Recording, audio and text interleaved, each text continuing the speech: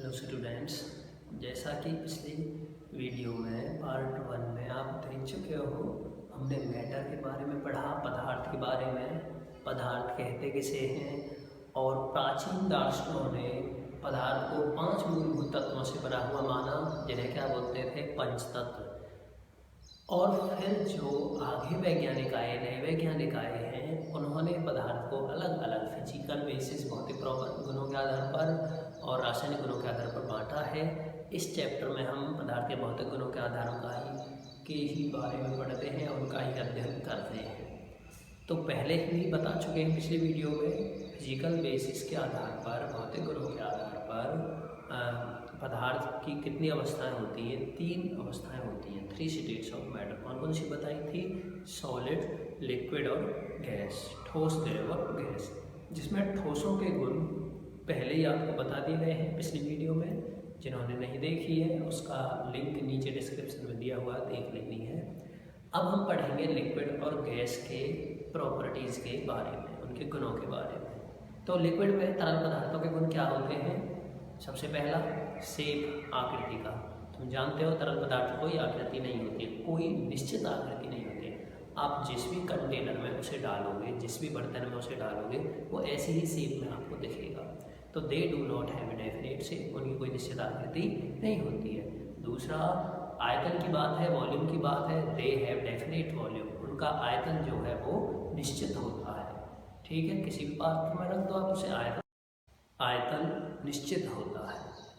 तीसरी बात क्या है लिक्विड में कि वो हार्डनेस, कठोरता की बात है, कठोर नहीं होते हैं, अर्थात इनको हम पाइल्ड अप, मतलब झुंड में इकट्ठा नहीं कर सकते हैं।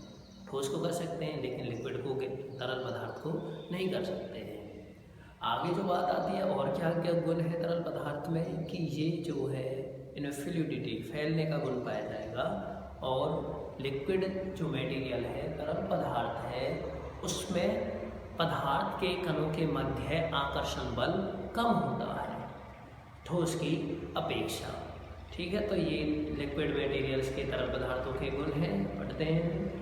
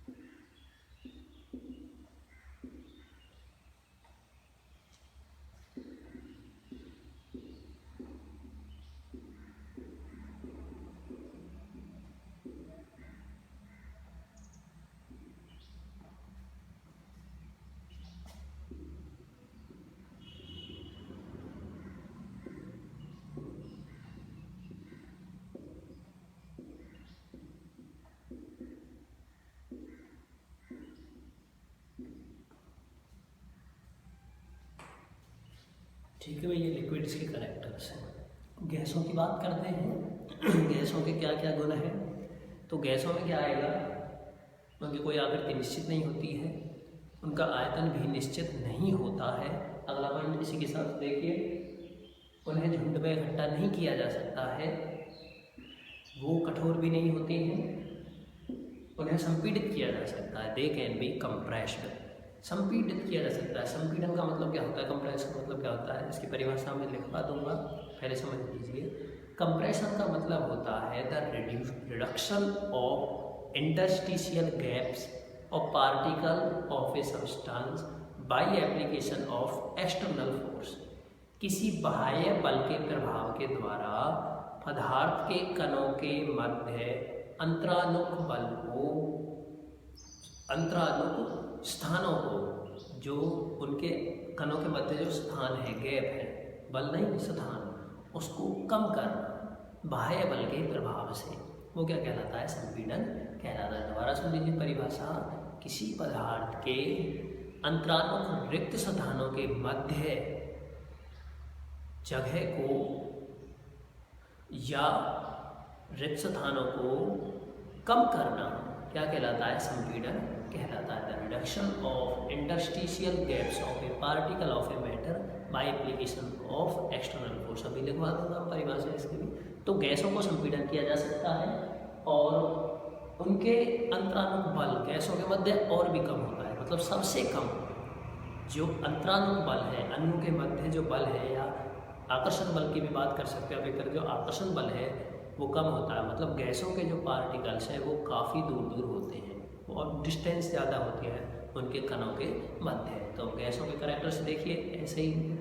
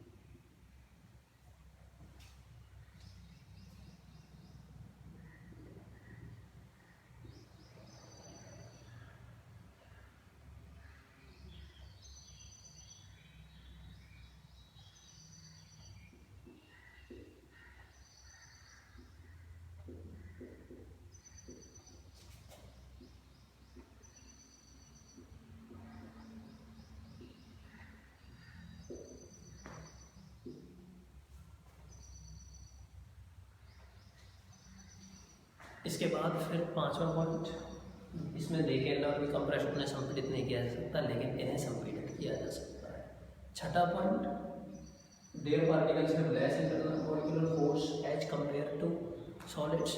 और इनमें क्या होगा, देयर पार्टिकल्स हैव लीस्ट, सबसे कम इंटरमॉलिक्यूलर फोर्स, कि इनके कणों के मध्य है सबसे कम अंतरानुक बल होता है। आगे जो है, जैसा कि मैंने कहा था, कंप्रेशन की डेफिनेशन लिखनी है, तो कंप्रेशन तो मैं बता देता हूँ। उसके बाद डिफ्यूजन, विसरण क्या होता है, तब हम आगे पढ़ेंगे पदार्थ की अवस्थाओं को बदलना, कि क्या पदार्थ की अवस्थाएं बदली जा सकती हैं, बदलती हैं। तो पहले देखिए कंप्रेशन और डिफ्यूजन।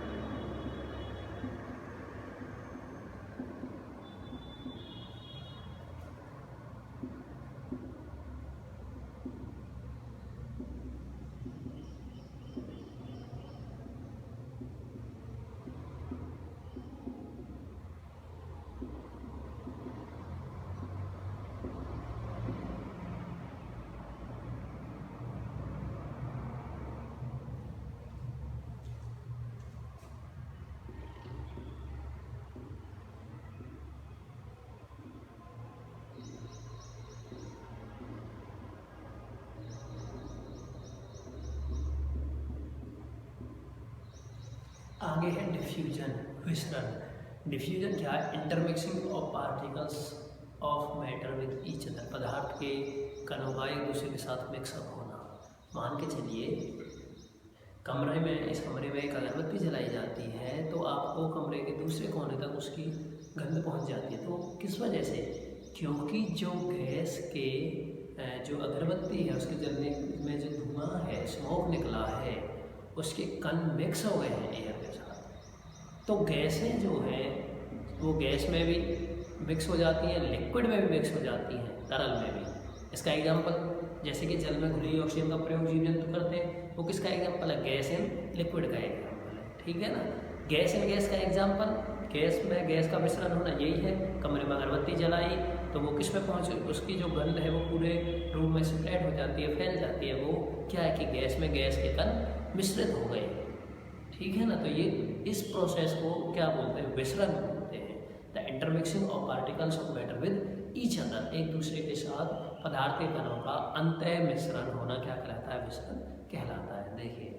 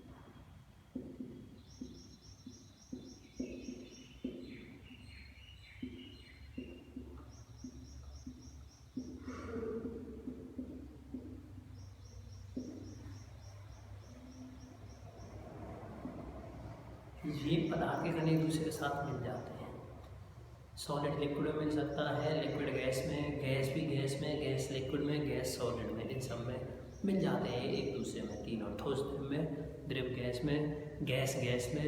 जैसे कि गैस गैस का एग्जाम्पल मैंने बताया, अगरबत्ती की जो गंध है वो पूरे कमरे में फैल जाती है।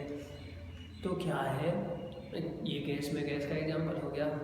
गैस का तरल पदार्थ में, द्रव में क्या है कि जल में घुली हुई जो ऑक्सीजन है उसका प्रयोग जलीय जीव जंतु करते हैं सांस लेने के लिए। किस तो कैसे करते हैं, क्योंकि जल में ऑक्सीजन घुली हुई है और ऑक्सीजन क्या है, एक गैस है।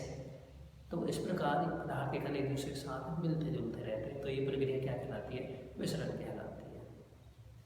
आगे जो टॉपिक है वो है पदार्थ की अवस्थाओं का बदलना।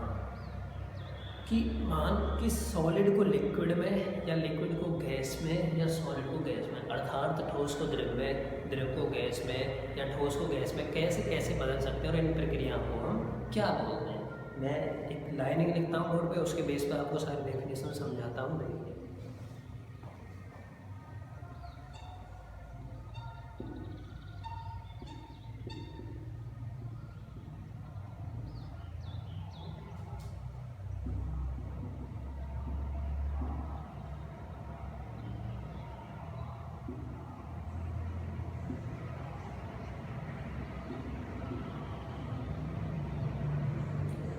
सॉलिड से लिक्विड, ठोस से द्रव में बदलना।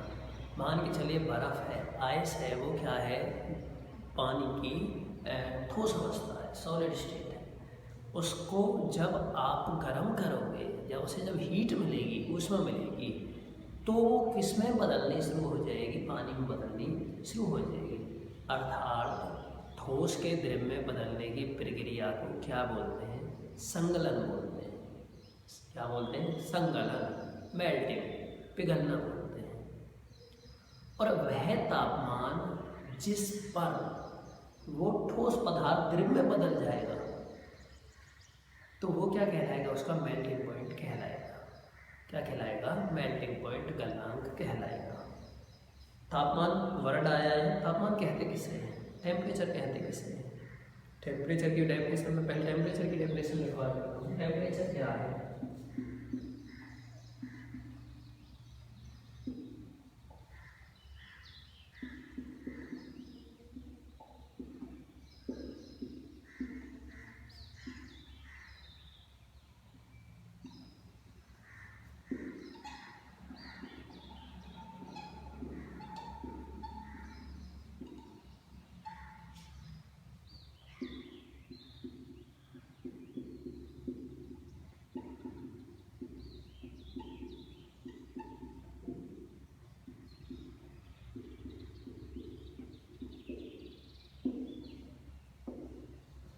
ठीक है। ये क्या कहलाती है, टेम्परेचर। और टेम्परेचर को किस डिवाइस द्वारा मापा जाता है, ये सारी चीज़ें समझने के किस डिवाइस द्वारा मापा जाता है, थर्मामीटर द्वारा। किस डिवाइस द्वारा, थर्मामीटर द्वारा, जिसे क्या बोलते हैं, तापमान बोलते हैं। आप छोटी क्लास में पढ़ चुके हो, थर्मामीटर भी 2 टाइप्स के होते हैं, दो प्रकार के होते हैं।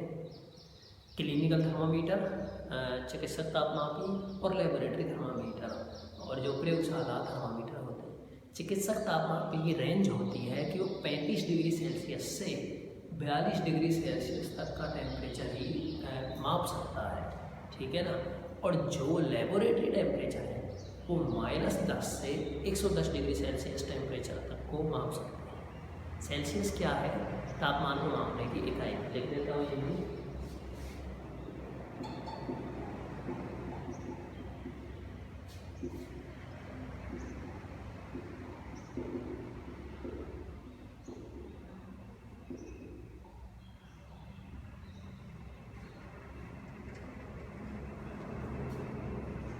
जिस डिवाइस द्वारा मापते हैं उसको क्या बोलते हैं,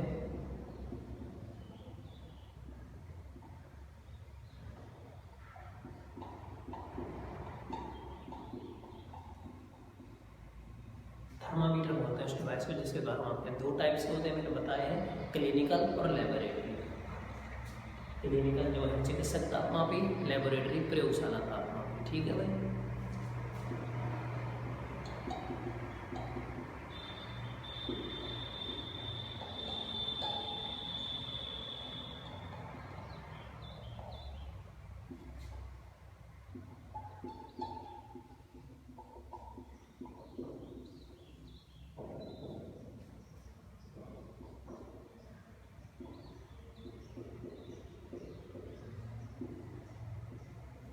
ये इनकी रेंज मैंने लिख दी है। जो क्लिनिकल है वो 35 से 42 डिग्री सेल्सियस तक का टेम्परेचर मापता है और लेबोरेटरी -10 से 110 डिग्री सेल्सियस तक का तापमान मापता है। ठीक है, तो ये हुई बात तापमान की। SI यूनिट, SI इकाई क्या है? केल्विन, और दूसरी इकाई क्या है? सेल्सियस है। SI कौन सी होती है? केल्विन होती है। ठीक है ना, जैसे लेंथ की है, लंबाई की मापने की SI इकाई क्या है? मानक इकाई क्या है? मीटर। लेकिन और भी होती है, किलोमीटर, सेंटीमीटर, मिलीमीटर। लेकिन SI क्या होती है? मानक इकाई क्या होती है? मीटर। ऐसे तापमान को मापने की मानक इकाई SI यूनिट क्या है? केल्विन है। ठीक है, तो बात चल रही थी सॉलिड को लिक्विड में बदलने की प्रक्रिया को, ठोस से द्रव में बदलने की प्रक्रिया क्या कहलाती है? संगलन।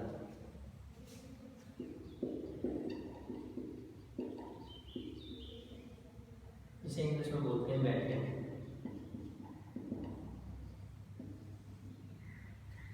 ठीक है, लिक्विड से गैस में कन्वर्ट होने की प्रक्रिया क्या कहलाएगी? तरल पदार्थ है उसको गैस में बदलना है, या तो भाई सीधी सी बात है हीट करके ही गर्म होगा, हीट करके ही वो गैस में बदलेगा, गर्म करके ही। जैसे तुम देखते हो पानी जो है वो वाष्पीकृत होकर वाष्प बन जाता है कुछ समय बाद। पढ़ चुके हो आप बादल कैसे बनते हैं, वर्षा कैसे होती है, उन सब का रीजन क्या है? एवेपोरेशन है। तो वो क्या प्रोसेस लिक्विड से गैस में बदलने की प्रक्रिया क्या कहलाती है? एवेपोरेशन, वाष्पीकरण कहलाती है। तो इसको क्या बोलते हैं?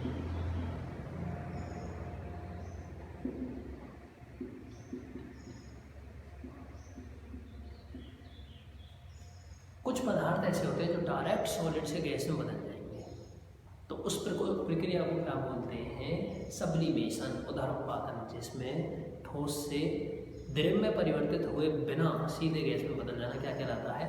उदरपातन कहलाता है। देखिए ये सॉलिड है, सॉलिड से डायरेक्ट गैस में।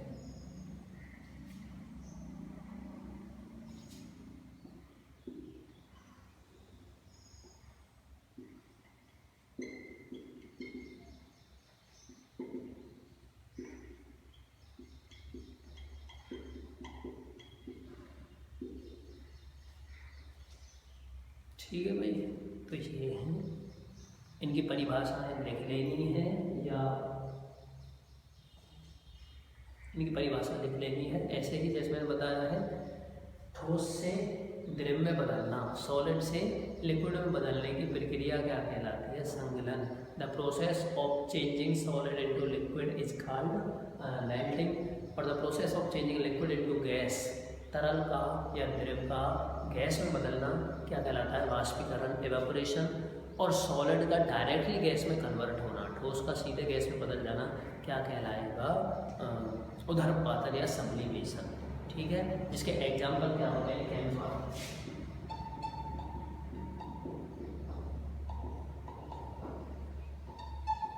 जो। ठीक है, तो ये 3 परिभाषाएं भी लिख लेनी है। बाकी मैं इन्हीं को एक बार अगली वीडियो में और दोबारा समझा दूंगा। अगर आपको परिभाषाएं लिखने में दिक्कत आती है तो अच्छा बता ही दिया मैंने कैसे कैसे लिखनी है। यहाँ तक सभी को लिख लेने हैं, अच्छे ढंग से पढ़ना है। बुक ले आइए, NCERT की बुक ही लानी है, इंग्लिश मीडियम वालों को भी, हिंदी मीडियम वालों को भी। उसी के बेस पे हम पढ़ा रहे हैं रेगुलरली। तो उन्हीं में से इसी के हिसाब से आपको क्वेश्चन आंसर राइट करने कॉपी में अच्छे ढंग से लिखने हैं। बिल्कुल ब्लैक पेन, ब्लू पेन का अच्छा कॉम्बिनेशन हो।